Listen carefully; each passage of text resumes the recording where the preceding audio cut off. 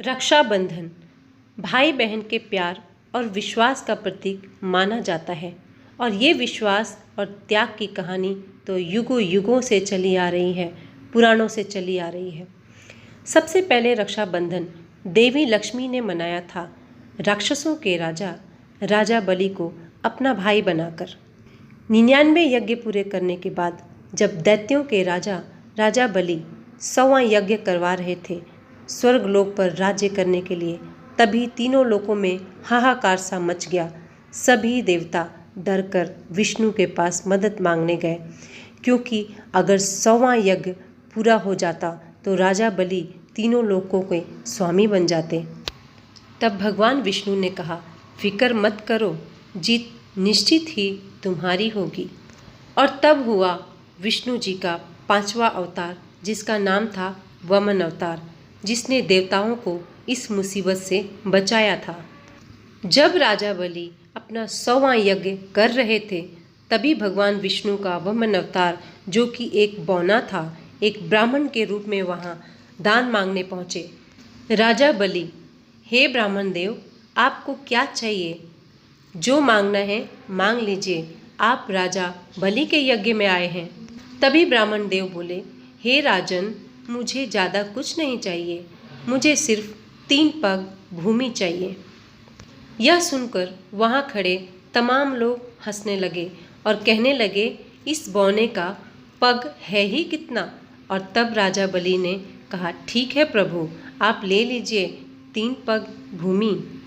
यह सुनते ही वामन देवता ने अपना विशाल आकार लिया और उन्होंने पहले पग में पूरी पृथ्वी नाप ली, दूसरे पग में पूरा आकाश यानी कि स्वर्गलोक को नाप लिया।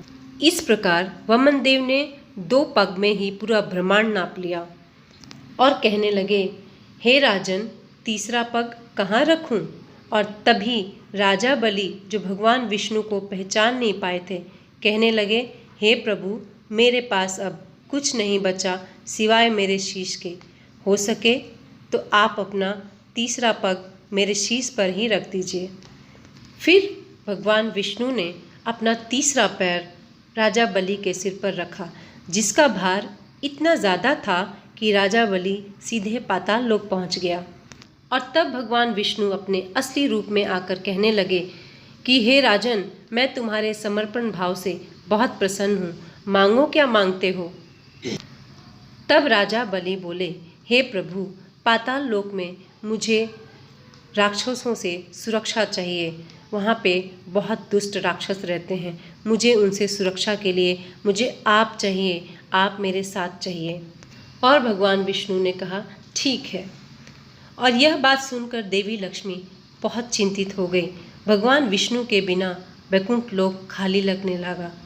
माता लक्ष्मी की उदासी देखकर देव ऋषि नारद जी ने लक्ष्मी जी से कहा कि आप राजा बलि को जाकर राखी बांधिए, फिर उनसे प्रभु को मांग लीजिए। माता लक्ष्मी ने वैसा ही किया। राजा बलि के पास गई और उन्हें एक रक्षा सूत्र बांधा। राजा बलि ने बोला, मांगो, आपको क्या चाहिए? उपहार में मैं आपको क्या दूं? तब माँ लक्ष्मी ने उपहार में भगवान विष्णु को मांगा और भाई बलि ने भगवान विष्णु को वापस कर दिया। और इस प्रकार माता लक्ष्मी विष्णु जी को लेकर वैकुंठ लोक लौट गई। इस कहानी में आपने देखा कि कैसे माता लक्ष्मी ने एक धागा बांधकर एक राक्षस को अपना भाई बनाकर अपने पति को उपहार के रूप में मांगकर वैकुंठ धाम लौट गई। तो ये कहानी हमें बताती है प्रेम और त्याग की, जो हमें यहाँ से सीखने को मिलता है। आज के टाइम में हमारे त्यौहार मनाने का तरीका ज़रूर बदल गया है, लेकिन मर्यादा सेम है।